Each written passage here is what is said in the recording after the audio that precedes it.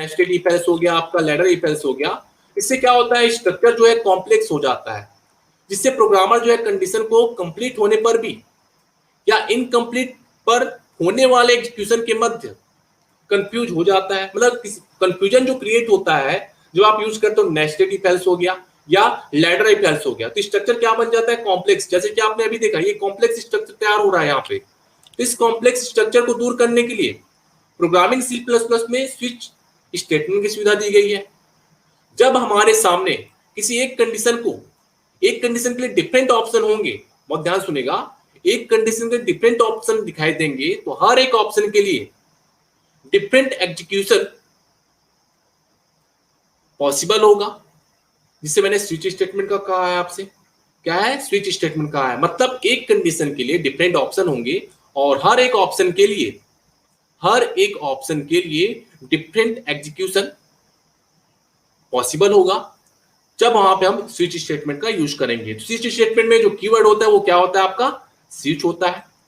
उसके बाद आप क्या यूज करते हो, ब्रेसेस यूज करते हो, जहां पे आप उस वेरिएबल का नाम देते हैं और जिस वेरिएबल का नाम नीचे डिफाइन किया गया है उसे आप केस के अनुसार रखते हैं। यहाँ पे मल्टीपल केसेस होते हैं, वहां पे क्या होता था, कंडीशंस होता था, यहाँ पे मल्टीपल केसेस होंगे। मतलब आपने यहाँ पे क्या लिखा, कंडीशन लिखा, ये स्विच कीवर्ड है, ये उसका क्या है, आपका एक्सप्रेशन या कंडीशन है। आप यहाँ पे एक्सप्रेशन दीजिएगा। जिस एक्सप्रेशन को आपको चेक कराना है वो किसके माध्यम से चेक होगा, मल्टीपल केसेस के माध्यम से चेक किया जाएगा। किसके माध्यम से चेक किया जाएगा स्टूडेंट, मल्टीपल केसेस के माध्यम से। तो बहुत ही सिंपल सा कॉन्सेप्ट है जो आपने पढ़ा स्विच स्टेटमेंट, कि अगर आपको जो कॉम्प्लेक्स स्ट्रक्चर दिखाई देता था किसमें, नेस्टेड इफ एल्स में, उसे दूर करने के लिए कभी कभी क्या प्रोग्रामर कंफ्यूज हो जाता था।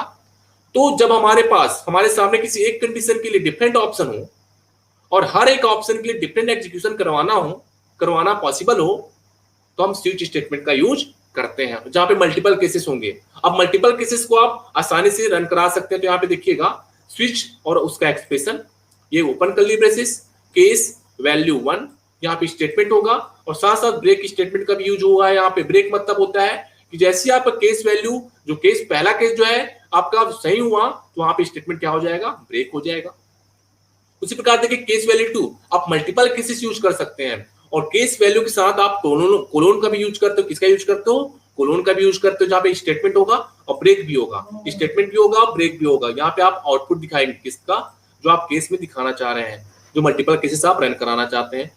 और अगर आप ये तीनों जो केसेस लिखे हैं, अगर ये रन नहीं होता है, ये अगर सही नहीं होता है, तो आप कहाँ पहुंच जाते हैं, डिफॉल्ट में पहुंच जाते हैं, जो आपने ऑलरेडी सी लैंग्वेज में पढ़ा है। अगर ये केसेस सही नहीं होंगे तो कहाँ पहुंच जाएंगे हम, डिफॉल्ट में, और यहाँ पे क्लोज कर्ली ब्रेसेस। ठीक है, ये होता है आपका स्विच कंडीशन, या जिसे मैं स्विच स्टेटमेंट कहता हूँ। बहुत ही पॉपुलर प्रोग्राम है जो आपको यहाँ पे दिखाई दे रहा होगा। किसका प्रोग्राम दिखाई दे रहा है स्टूडेंट, वावेल का। किसका प्रोग्राम दिखाई दे रहा है आपका, वावेल का। ये ऑलरेडी प्रोग्राम शायद तक हमारे प्रोग्राम में बना होगा, ये मैं चेक कर लेता हूँ।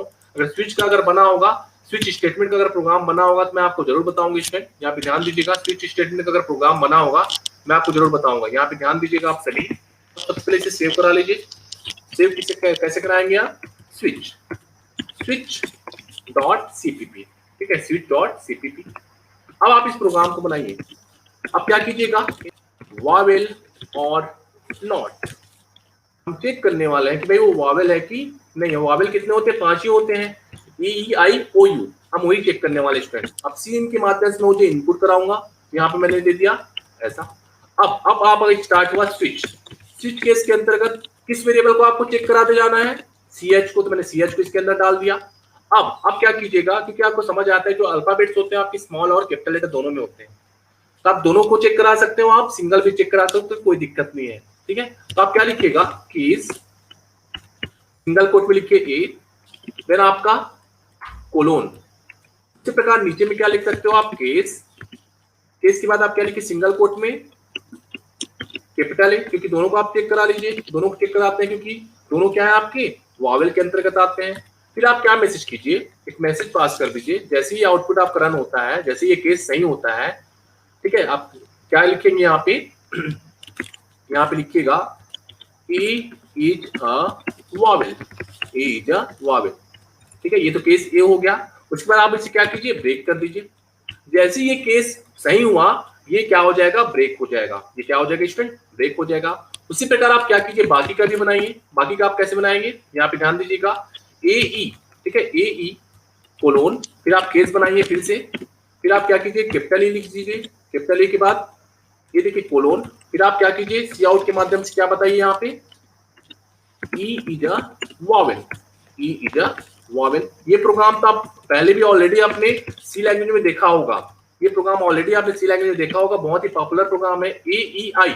अब आई को लिखिए, मैं देखिए 1 बाय 1 केसेस डाल रहा हूँ, ध्यान दीजिएगा, ये देखिए कोलोन, कोलोन कीजिएगा ना कि सेमी कोलोन, कोलोन कीजिएगा ना, क्या कीजिएगा यहाँ पे आप कोलोन कीजिएगा, ये लिखा आपने कोलोन, वेट कीजिएगा यहाँ पे ध्यान दीजिएगा, ये रहा आपका कोलोन, फिर आपने लिखा केस आई, फिर आपका कोलोन, फिर आप फिर से क्या कीजिए आई को प्रिंट करा दीजिए, आई को प्रिंट कराएं कैसे, आई इज अ वॉवेल।